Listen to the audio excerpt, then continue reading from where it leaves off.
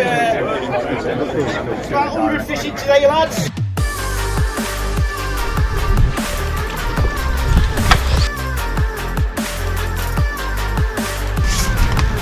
Oh, lovely. Over the last few weeks we've been spending quite a bit of time on the River Trent, and that's what this upload is all about. In this video I'm going to be sharing with you some of the experiences and some of the matches we've been fishing on the River Trent. I'm going to be talking about some of the tactics, some of the methods, some of the species, and some of the kit that we've been using to tackle this very, very beautiful river. It's a river that I kind of grew up on when I was a kid, and the main reason why we've been spending so much time on the river is because we've got two major competitions coming up on that venue. One of them is the Angling Trust Feeder National Championship, and the other one, which is the first one that we come to and the one that I really want to focus on, and that is the Feeder Masters Super League final round. Now in this competition I fish for DAMBUSTERS, which is a fantastic side, and round 3 of the competition really saw us rocket up the league table, right the way up from 8th right the way up to 3rd place overall in the final standings. We had a fantastic round at Carmill, so obviously going into the final round we obviously wanted to spend some time on the river to get to grips with it, about how it's fishing, what the condition of the river is like, and more importantly what species we might be after as well. And that's what I really want to share with you. We were very familiar with the condition of the river. It's currently very, very low, it's very, very clear. There are some issues with weed in certain areas, so with all that in mind we headed off to the BURTON JOYCE stretch of the river, which is where the actual final round of the Super League was going to be. Now this is a stretch where you can actually park behind your peg. It is a day ticket water. It's run by SOUTHFIELD Anglers Association, and we headed there, and it was an interesting session. The very first look at the river, we could see how clear it was. We got to grips with what kind of tackle we might need. There was little flow as well, and we fished just downstream from the famous outfall, and one of the key issues there was the amount of weed. It really affected the way that we were fishing. You couldn't leave your rig in there for more than about 30 seconds without your rig getting covered in weed, and there is also marginal weed there as well on some of the pegs. So whilst we were happy obviously that we felt that that weed might provide cover for fish, for us to catch fish close in, it would obviously prove a bit of an issue if we were going to be hooking big fish. And it was also evident that there was a lot of pike activity on that stretch as well, and we did land several of them just like some of the other teams when they were practicing. So pike in areas were going to be a problem, but the first session was very valuable. We caught plenty of fish, but we also highlighted where and what areas we really needed to work on. Well, it's been a really interesting session, this one. We expected it being all about dace, you know, and that's really what we came to work on. It is a team event after all, and we kind of think that the dace are going to be all the way through this section, so that's really what we've been working on today. We've all caught quite a few dace, but we've tried lots of things out, as you'd expect, but it's great to be getting bites. But one of the problems basically is that you've got to turn those bites into fish. You know, there's lots of people missing bites. I've missed loads of bites today. I've tried lots of different rigs. I think I've settled on a rig now actually that's working really, really well, where I'm hitting far the biggest majority of the bites anyway, and we'll be getting back here for another session just to fine-tune things. But it looks like it's going to be a very, very interesting match, this one. We think further down there are going to be some bream caught, certainly in the match, and that's where we're going to be training or practicing. We've got another session here on the 28th, which is a Thursday, and the pegs that we're reserving are right down at that bottom end, pegs 1 upwards. This is actually this is 23. All right, so we are obviously much further down there next time, and we think there's going to be more bream down there. So yeah, we've got the basis of a plan certainly for these pegs just here. We couldn't really wait to get back and just tackle those pegs down at the lower end of that actual stretch. We actually fished pegs 1 and 2, myself and James Place, and it was a completely different river. The actual condition of the river looked the same, but as regards the actual fishing, it was totally different. There were far fewer dace to be had, there were far fewer roach, and whilst we obviously expected to catch some of those fish no matter where we drew on that stretch, we did actually on that particular session try and focus on bigger fish, just to see if there was some there, see if we could be more selective, see if we could target them, and yeah, once again it proved another very interesting session.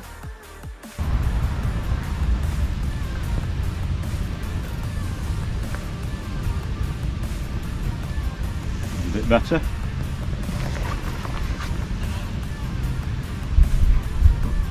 Weeded me up.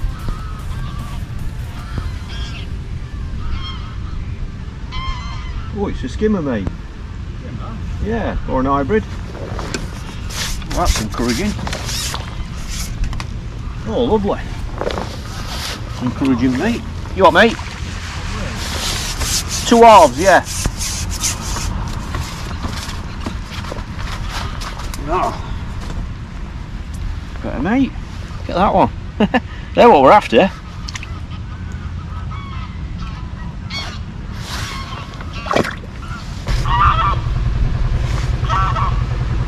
Two pieces of worm, size 14 MXB2. That's just an 013 up length.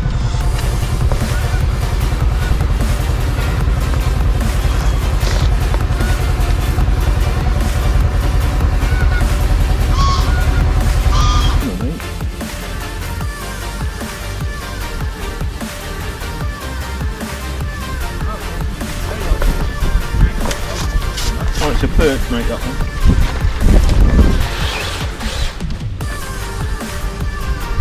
Bad stamp, are they?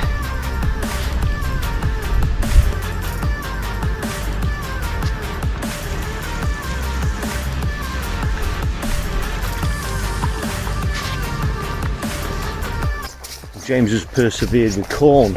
He's actually had a couple of roach on it, believe it or not. But look where he's hooked.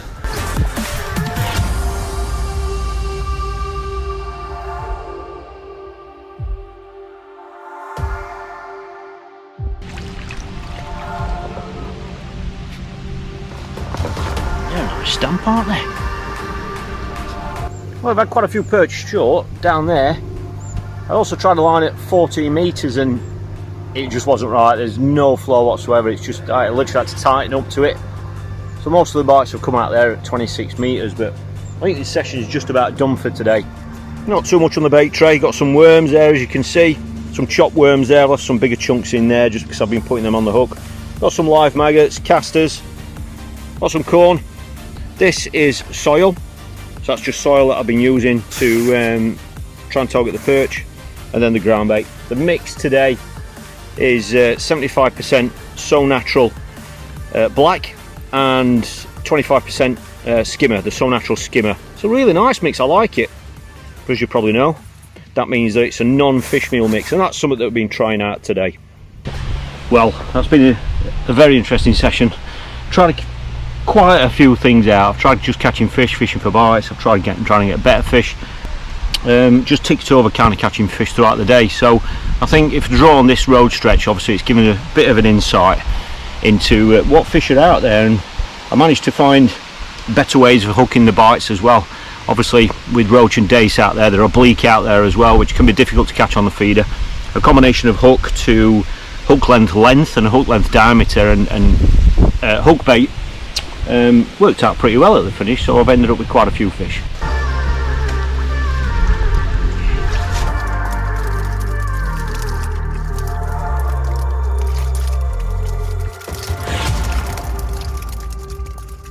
We then headed to Newark. Now, the Angling Trust Feeder National Championship is actually taking place on the stretches all around Newark, so we entered one of the Andy Starkey's Wednesday matches on there, and it was incredible. The actual turnout was about 100 anglers, and obviously it was pretty much a who's who of angling, certainly on that sort of a venue. And for me, it just meant that it would give me a great opportunity to hopefully draw a new section, just so I could get to grips with it, just to see what it was like, see what kind of kit we would need, and thankfully I did draw a section that was new to me. Well, I've drawn Sheldon's 17 and it's an out-and-out barbel peg. I've been told it's very snaggy, but there have been lots of barbel there, so it sounds like my plan for today is going to be a very simple approach, I think. Well, when I got to the stretch, we were obviously faced with another virtually flat calm river. It was very, very clear, bright sunshine, but it was a new stretch to try out, and I went into that match very open-minded.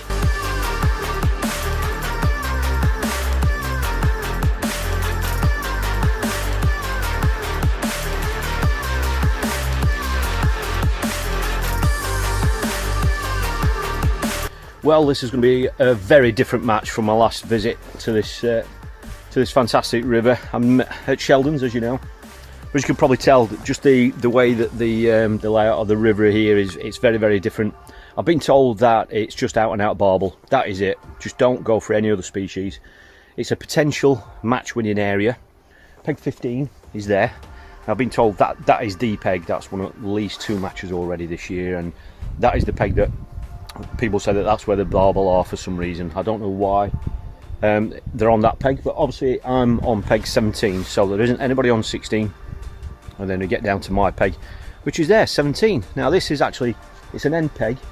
Well, it's the end peg in this section, but there is an angler below me.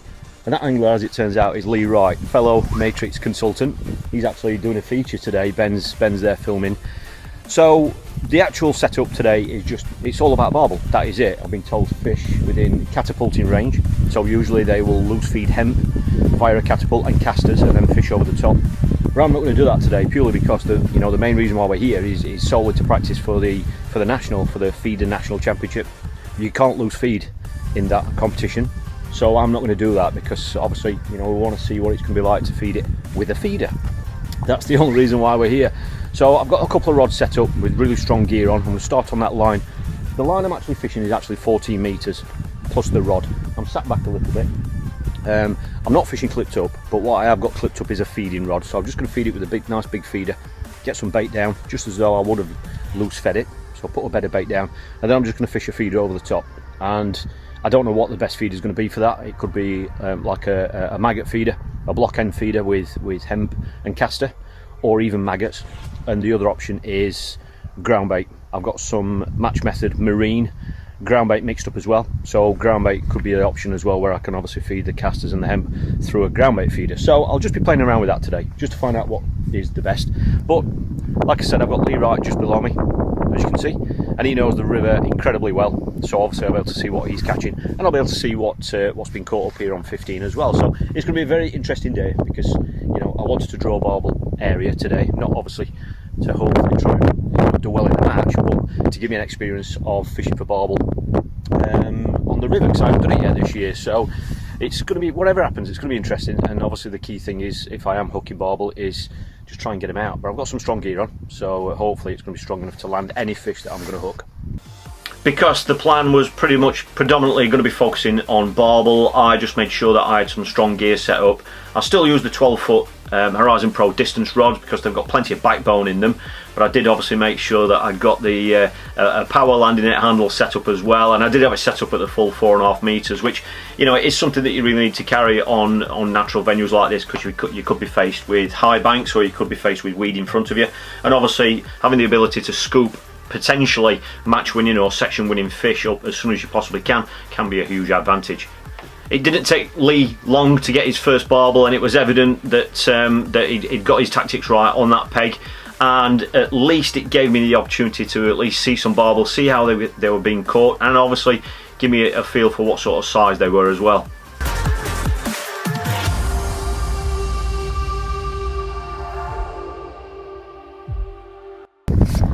Well, we're 2.5 hours into the match, and I've pretty much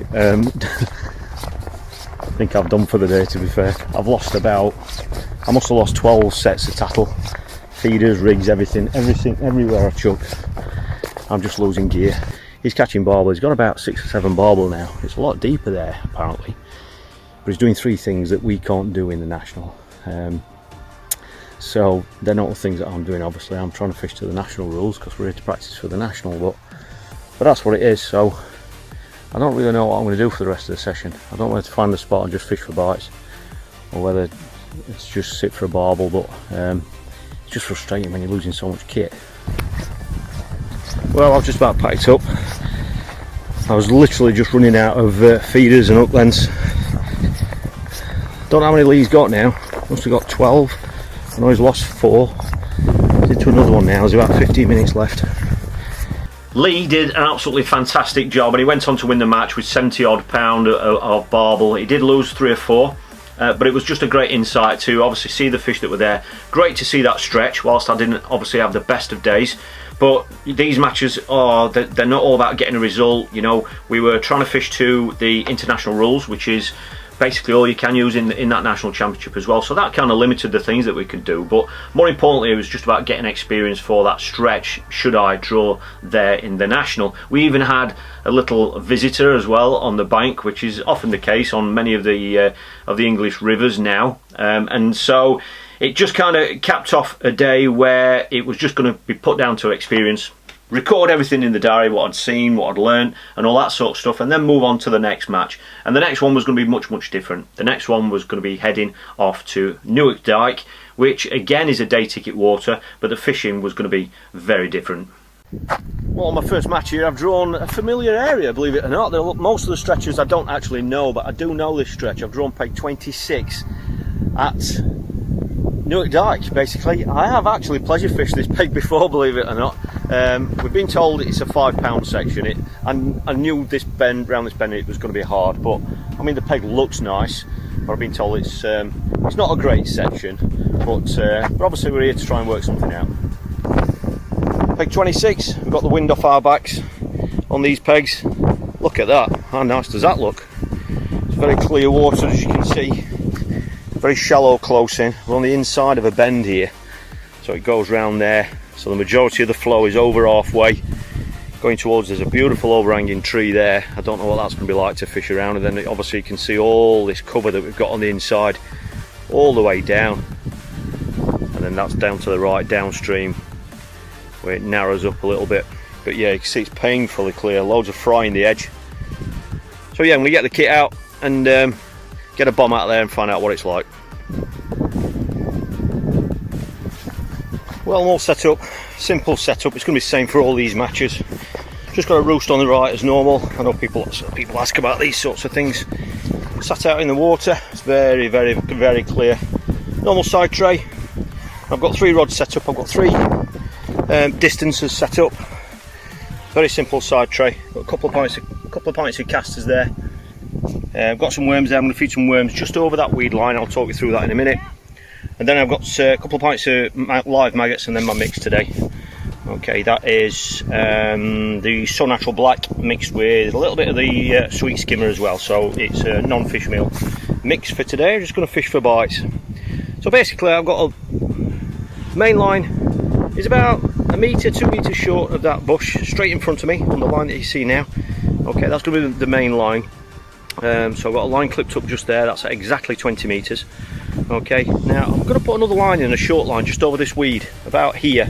It actually works out to 8 metres, but obviously I've sat back quite a bit, so it's 8 metres, just a line there. I wanted to feed this line much further downstream, but as you can see I wouldn't have a chance of getting any fish back over that. I'm just going to put some worming and caster in on that line, so we can grab a big perch or something, any bonus fish. So that's a bit of a throwaway line, to be fair, at 8 metres. Okay, and then just where that rower's going past, I've got to put, it's kind of not a throwaway line, but it's just another line I've got clipped up for right at the back of that tree there, which is downstream. Got it clipped up about 1 metre, 2 metres off that bank. Works out at exactly 28 metres exactly. So that's it, they're my 3 spots, but I honestly think that the majority of the fish are going to come on that line at 20 metres. And if I can keep getting bites on that, that's the key for today. Just keep trying to get bites and keep trying to put fish in the net. So we've been told it's a 5 pound section, and we're obviously here to just try and work something out for the national, and it's a team event, so obviously everything revolves around, we're expecting it to be small fish, i.e. dace and roach.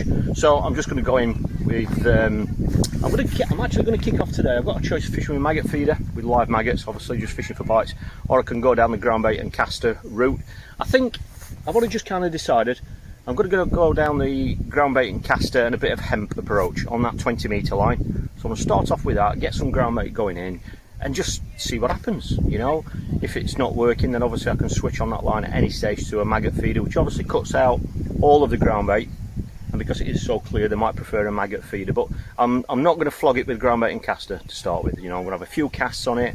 I'm not going to spend ages on it if it's not working, and I'm going to be very quick to change to a maggot feeder and just fish for bites. And then obviously I take it from there, see what happens here, and then if I'll keep dropping on this short line here where I'm going to feed some worms, and then obviously I've got the option of that other line right at the back of the tree over there.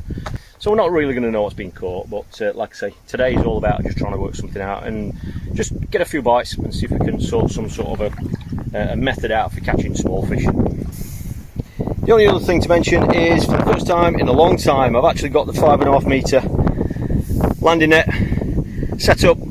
Obviously, because of the wind in front of me, if I don't get any bonus fish, I want to scoop them out there as quickly as possible. Well, that was very different from what we expected. The sun's gone in now. We've got some cloud cover for the first time in about 5 days. It's a really nice, comfortable temperature now. It's been a very different match.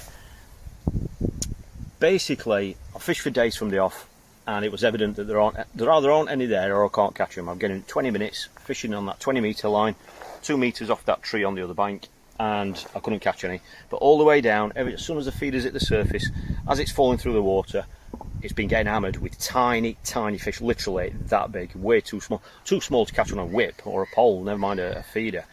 So after 20 minutes I thought, right, okay, this is obviously not working, you know, I've got to be quick to change because we're trying to learn what we can.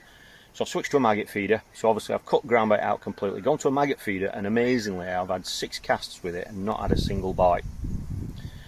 It was just like somebody flicked a switch. So I've quickly put a ground bait feeder back on, and those small fish have been there. So it's been a case of persevering with that.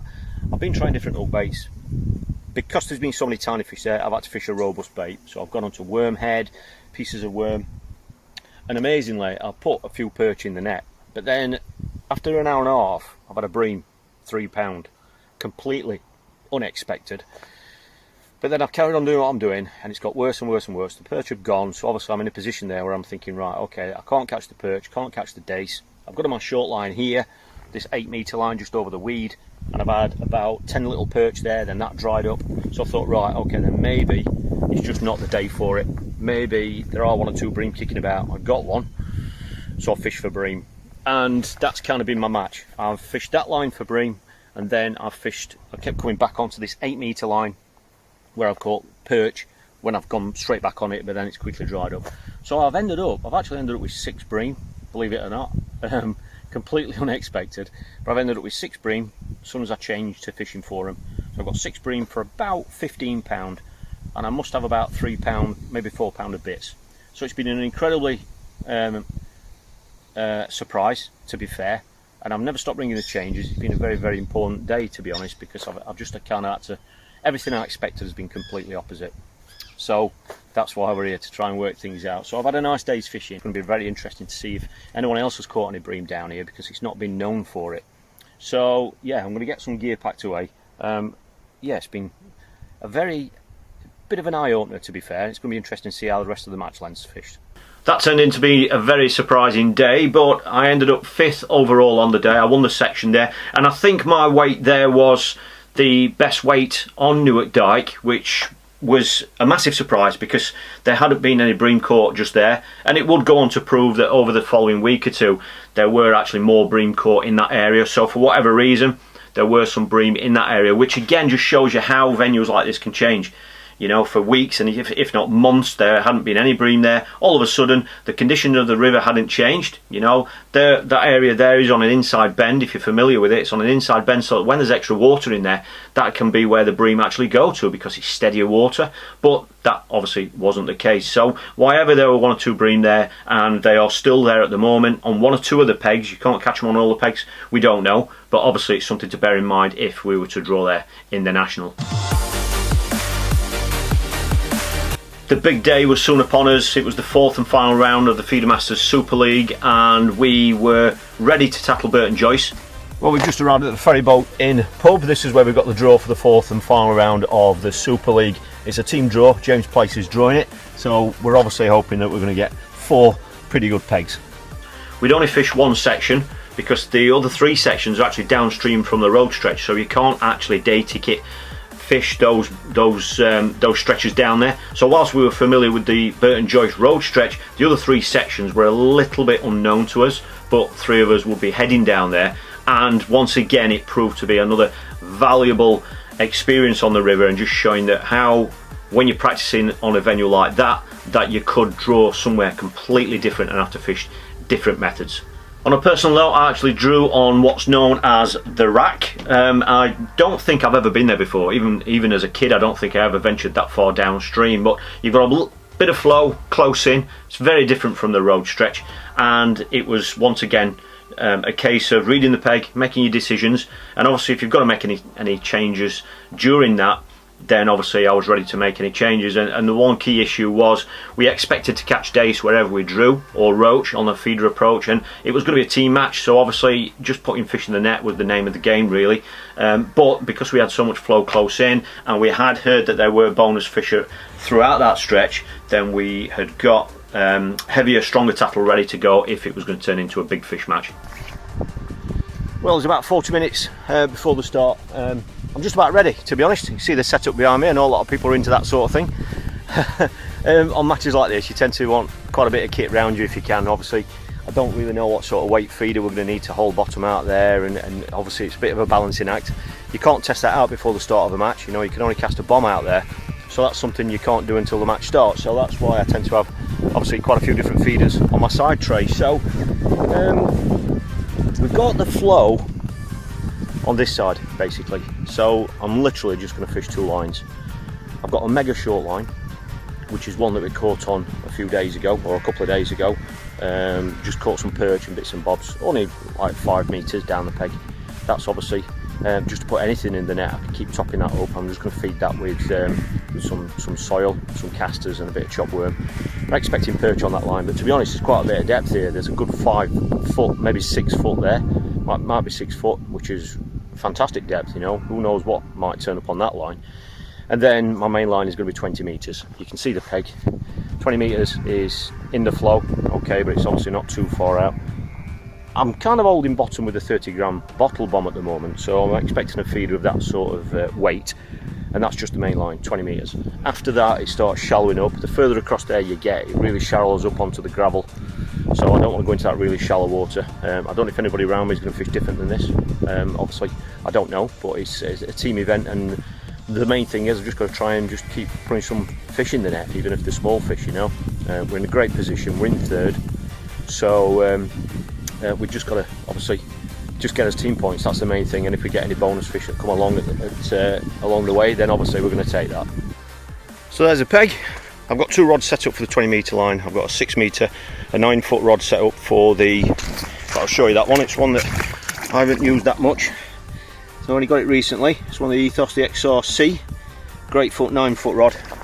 Okay, got plenty of spare feeders there, and obviously hook lengths as well. And then over here, we've just got a selection of feeders, got plenty of casters, got some corn. In there I've got some maggots that are just coming round. They should be fine by the start. Got some worms obviously for chopping. There's my mix, and then there's the soil for the perch line. That is basically F1 green and the So Natural black just mixed 50-50. I can only see 2 anglers down to my left. There's Jordan there, and then Joe Jagger. I can see more 2 anglers further down, and I've just been told right down there on the end peg in red is Steve Ringer. He's on the end peg in this section, downstream end peg, so I'm sure he'll be fancying that, but I can't see anybody to my right, so it's just going to be a case of just trying to keep putting fish in the net, and hopefully 1 or 2 bonuses might come along, but just keep putting fish in the net. That's the name of the plan for today.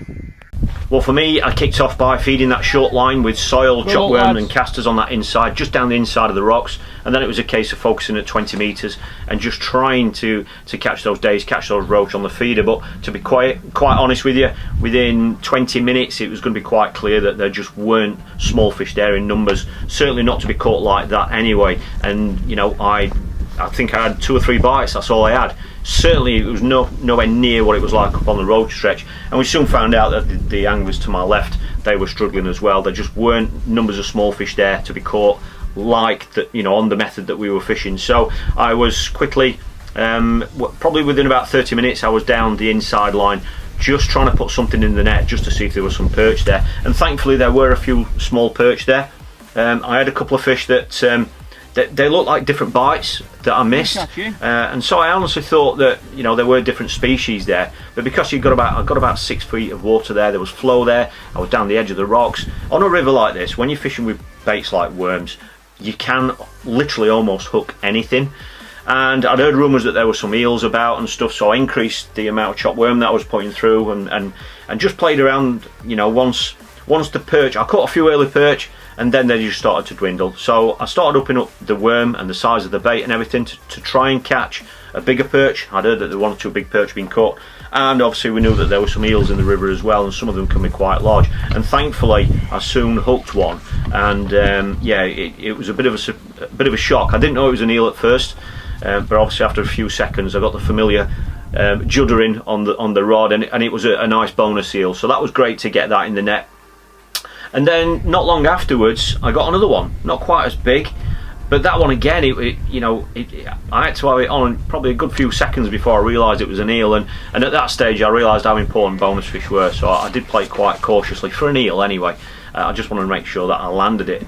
And then the last hour and a half of the match, it just kind of petered out. All the perch had gone, we couldn't catch anything out in the main flow, and so it was just a case of staying on that short line, just trying to pick up a bonus perch or another big eel.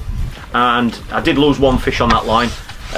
It was whatever it was a very strong, powerful fish. It was on, I was fishing 0.15 hook length at the time, a size 12 MXB2 hook, so I got some strong gear on. I was expecting perhaps a big perch or another big eel, and it basically cut me off. I only had it on a few seconds. I've hooked the fish and it's just ran and ran and ran. I've literally got about 4 turns on it, and then the lines broke. The actual main line had cut off on the rocks. Some people thought that was a barbel. I'm not so sure it was a barbel. I think it was possibly a great big perch, or a big eel again, another eel, or there were some big chub caught as well. You know, I was fishing with worms, so it could literally have been anything. But I was really annoyed at that, especially with the cut in the main line, because I had to set the new rig up and everything. But you know, that's just something that happens on these natural wild venues. So it was a very tough section, but obviously it was a team match, so I was hoping that the 20 odd fish that I caught was going to be enough to get me some decent section points, and hopefully the lads had done enough further upstream. Well, that wasn't as expected. This has been a typical case, or a typical example of when you practice somewhere, how different it can actually be from where you're drawing the match. Everybody's been talking about all the days fishing up on the road stretch, where you can obviously fish day ticket. That was where everyone's been able to practice, and there's been loads of days up there. I'm presuming they've been caught there again today. I don't actually know, but I'm a long way downstream. It's been completely different here. Within 5 casts it was pretty obvious that you weren't going to get a net of dace. There were the odd fish there. However, in a nutshell, on that long line I think I've caught, or on the dace line, I think I've caught about 4 fish maybe. That's it, all little fish. And all my other fish have come from about 5 metres downstream. I fished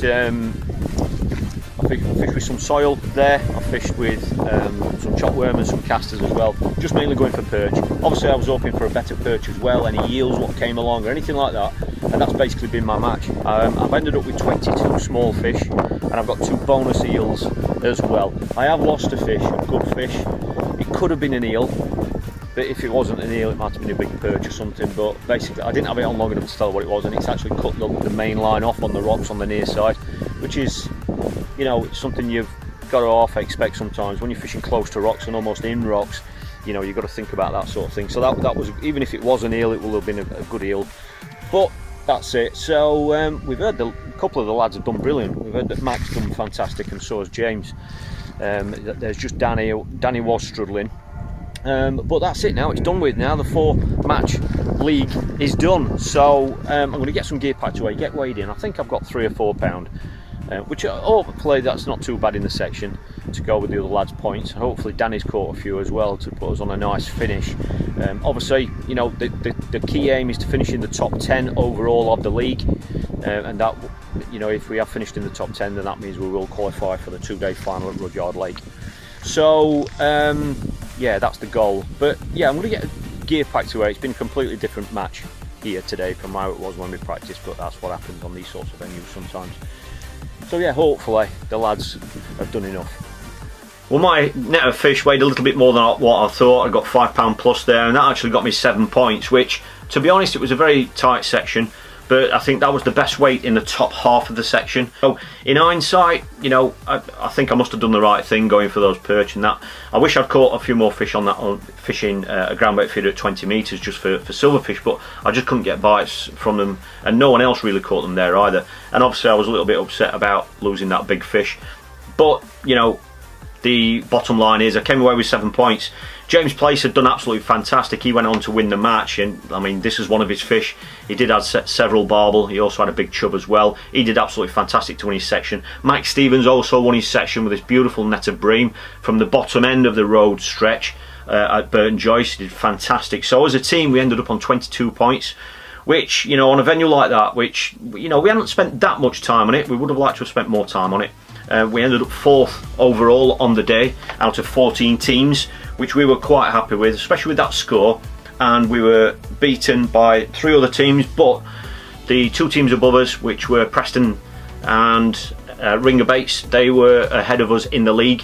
They beat us on the day. They were 1st and 2nd. They did absolutely fantastic. Full credit to those lads for the amount of time they spent on the river, which meant that we actually stayed in 3rd place overall in the league. We were absolutely over the moon with that. You know, in that company and across 4 different venues, natural venues, you know, commercials, rivers, for our team to end up 3rd is just absolutely fantastic. And it's a massive credit to the lads for the time and effort that they've actually put into it. And the bottom line of all that is that the top 10 teams from the 14 teams in the league, the top 10 now go through to the 2-day final at Rudyard Lake.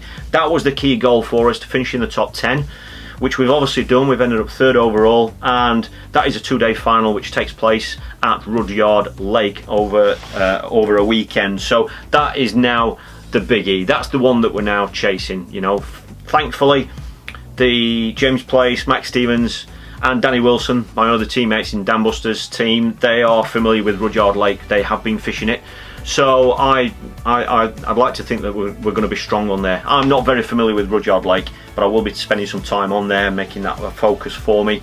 So I will be looking forward to updating you on how that 2-day final goes.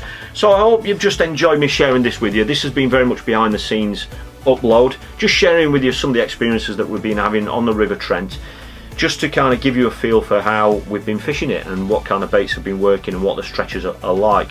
It's a fantastic river, and I really hope I can get back on there at some stage later on this year to do some filming of some session videos for you. So I hope you enjoyed this kind of an upload. If you do, please give this one a nice big thumbs up, and if you want to keep up to date with all our fantastic experiences that I've got coming up through the rest of the year, then please consider subscribing to this channel. So thanks for watching, and I look forward to seeing you next time.